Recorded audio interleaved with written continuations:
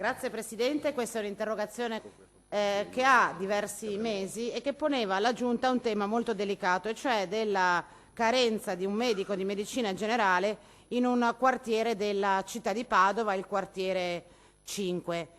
Mi risulta che ci risultava all'epoca che appunto il medico di medicina generale che prestava servizio in quel quartiere sarebbe andato in pensione, è andato in pensione. Abbiamo raccolto la preoccupazione di tantissimi cittadini che attorno a questo tema ha attivato una mobilitazione molto importante nel quartiere e una raccolta firme. Una mobilitazione talmente, vigorosa che sappiamo ha già condotto all'individuazione di un nuovo medico di medicina generale per il quartiere. L'interrogazione rappresenta per me l'occasione per sottolineare due questioni rispetto alle quali spero che nella risposta che mi darà l'assessore De Berti, credo, per conto dell'assessore Lanzarin, si possano mettere in evidenza. Il primo: quando noi in questi mesi, in questi anni abbiamo sollevato alla Giunta il problema della carenza dei medici di medicina generale, non l'abbiamo fatto per una questione estetica, ma per cercare di rappresentare alla Giunta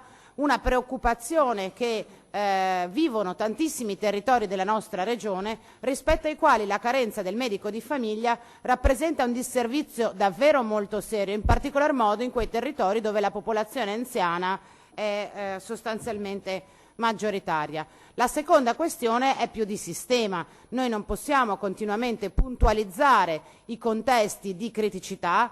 Abbiamo posto a suo tempo quello del quartiere Mandria, recentemente abbiamo posto il tema del comune di Grantorto, sempre in provincia di Padova, c'è tutta la zona di Arzergrande, Piove di Sacco, Legnaro che ha gli stessi problemi.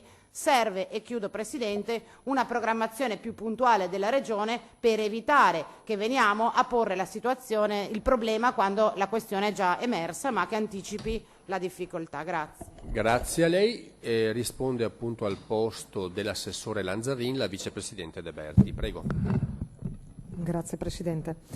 L'azienda ULSS 6 Euganea, contattata per le verifiche del caso, ha rappresentato che un medico del ruolo unico di assistenza primaria, ciclo di scelta operante nell'ambito numero 3 del distretto Padova-Bacchiglione del comune di Padova ha cessato l'incarico per raggiungimento dell'età pensionabile in data 1 giugno 2023. I relativi pazienti hanno trovato assistenza in parte nella stessa unità urbana, in parte in quella limitrofa, nonché presso una professionista operante in un diverso quartiere dello stesso ambito.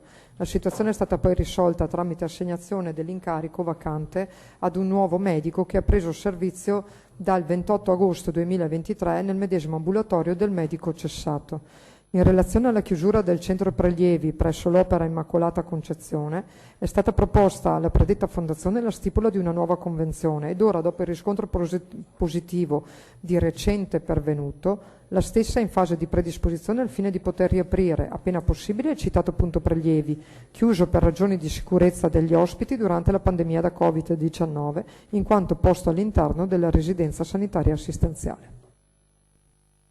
Grazie per la replica. Camani.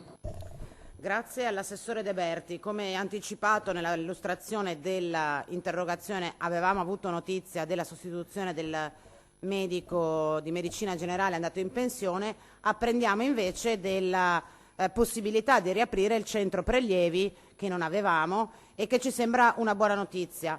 Giusto per puntualizzare, è chiaro che la chiusura del centro prelievi a seguito dell'emergenza pandemica è un fatto risalente nel tempo. Il centro prelievi è comunque rimasto chiuso per diverso tempo, malgrado l'emergenza pandemica fosse dichiarata terminata, quindi era una giustificazione per chiuderlo, non era una giustificazione per tenerlo chiuso. Monitoreremo che la notizia che ci ha riportato oggi l'assessore De Berti produca effettivamente la riapertura del centro prelievi. Perché abbiamo tenuto insieme le due questioni? Perché è chiaro che in un quartiere con quel tipo di caratteristiche sia di popolazione che di possibilità di trasferimenti, il punto prelievi e il medico di medicina di base presenti nel quartiere sono un presidio fondamentale per garantire ai cittadini l'assistenza sanitaria primaria, che a nostro giudizio è la questione cruciale attorno a cui si gioca la qualità della vita delle nostre